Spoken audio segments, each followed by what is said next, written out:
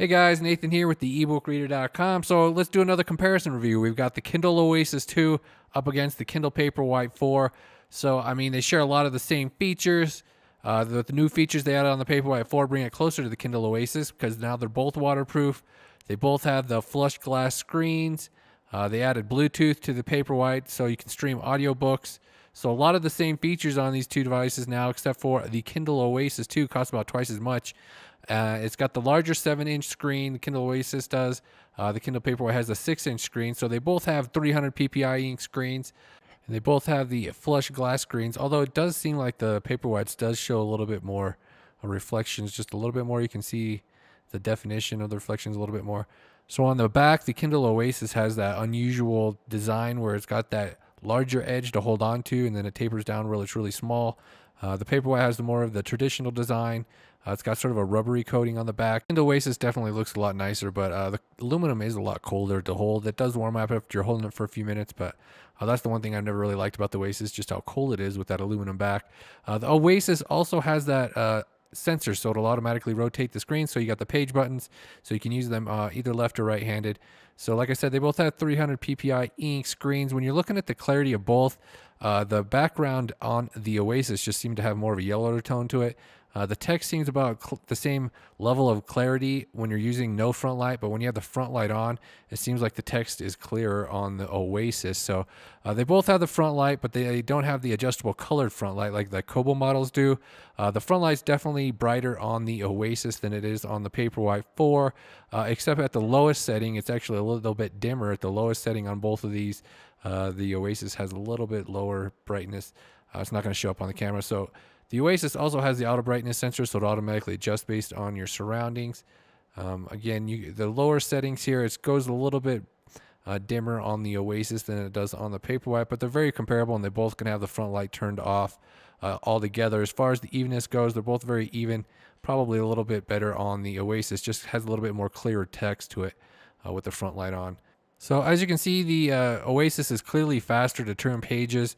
It does have the dual-core processor. They didn't say anything about the Paperwhite. It probably has the same single-core processor as the previous model, since the speed is very comparable with the Paperwhite 3. But yeah, the Oasis definitely turns pages faster. So with the larger screen, I kind of just like how the text lays out better on the 7-inch screen of the Oasis. It kind of just depends on like what font sizes you like to use.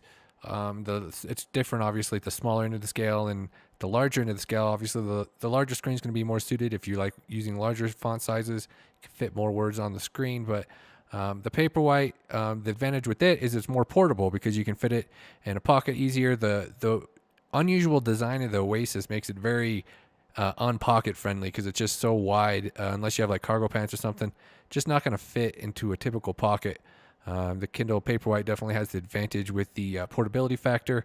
As far as like the features go, they have exactly the same features. Like the one difference is the Oasis has this large text mode or like interface mode here, so like makes things, scales it up for the larger screen a little bit, makes things a little bit larger. But they both have the inverted text mode. They have all the same software features as far as the reading features, your notes, your highlights. I mean, the interface is exactly the same on here. They both have that disabled touchscreen features. Obviously, works a little bit different with the Paperwhite. So the Oasis, it turns off the touchscreen entirely. You use the page buttons to page forward and back. On the Paperwhite, it turns off the touchscreen functions, all except for swiping. So you can swipe the screen using the swiping motion, but tapping won't turn the page, or if you just touch on the page. So yeah, all the software features are virtually identical between these two devices. It all just comes down to like the different size. You got the more of a premium design on the Oasis. You got the page buttons, of course. I mean, they both are waterproof. They both support Bluetooth for audiobooks. They both come with the same amount of storage space. You got 8 gigabytes or 32 gigabyte options. Again, the Oasis is just going to be a little bit more suited to if you want to use larger font sizes. If you have bad eyesight, obviously the larger screen is going to help out with that. You're going to get more words on the screen, and it kind of works well for landscape mode like this if you're using really large font sizes. So definitely an advantage with the larger screen in that regard, but it is a lot more expensive for the Oasis. I mean, you're talking, it starts at $250.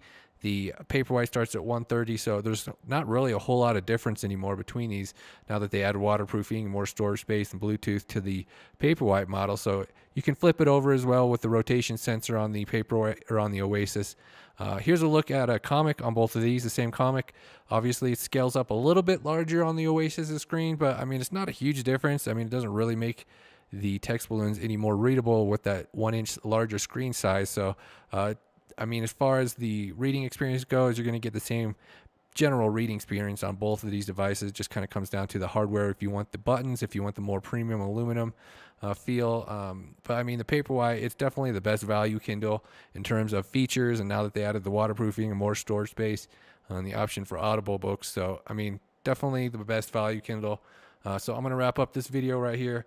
Check out theebookreader.com for full reviews of both of these. Thank you guys for watching. Bye.